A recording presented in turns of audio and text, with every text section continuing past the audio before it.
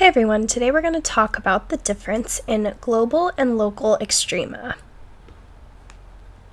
To start off by giving you a function and showing you what it looks like. So if I say that f of x is equal to x minus 1 squared times x plus 2, and we're just actually going to define this for negative 2 is less than or equal to x, x is less than or equal to 3. So, as you see here, I have started a graph on the right, and you could go ahead and make an xy table if you want. I already know the values, so I know that at negative 2 it's going to be 0. At 1 it's going to be, negative 1 it's going to be 4, which is going to be somewhere around there.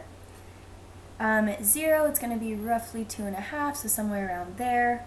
1 it's going to be 0, and then at 3 it's going to be 20. So this is going to look something like this.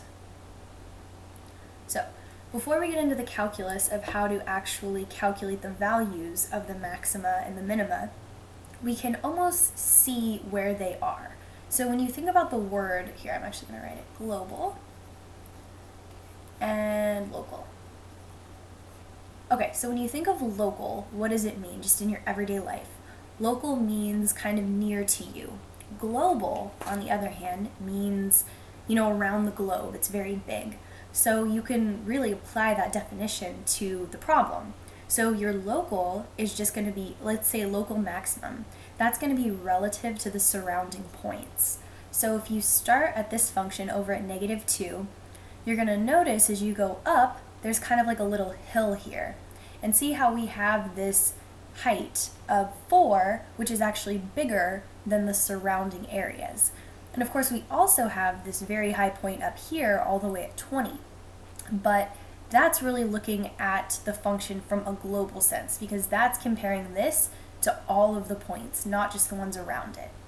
So just by looking at this function and just not even overthinking it, just using our intuition, I'm going to say that we have a local max at x equals negative 1.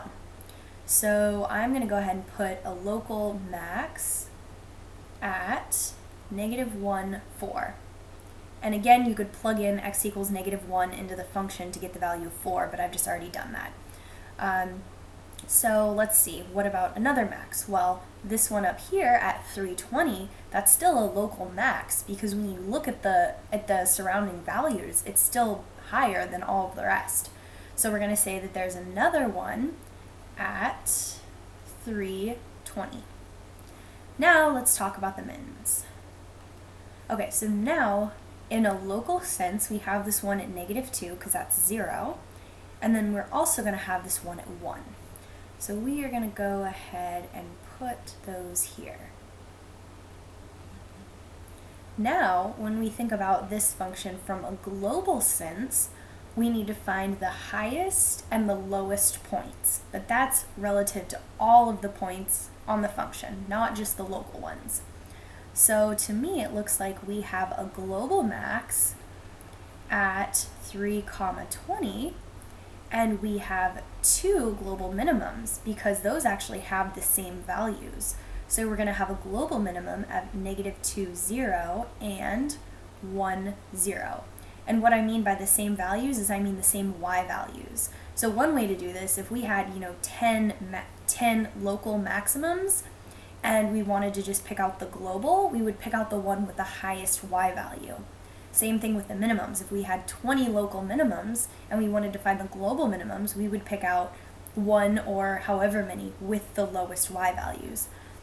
So from this, I hope that you can see that the global is basically just a subsect, which is just a part of the local.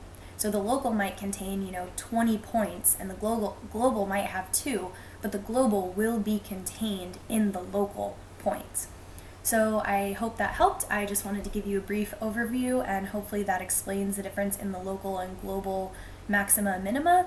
I'm also a math tutor, so if you're interested in setting up a Skype tutoring session, please just email me, given the email in the description below. Thanks for watching. Have a good day.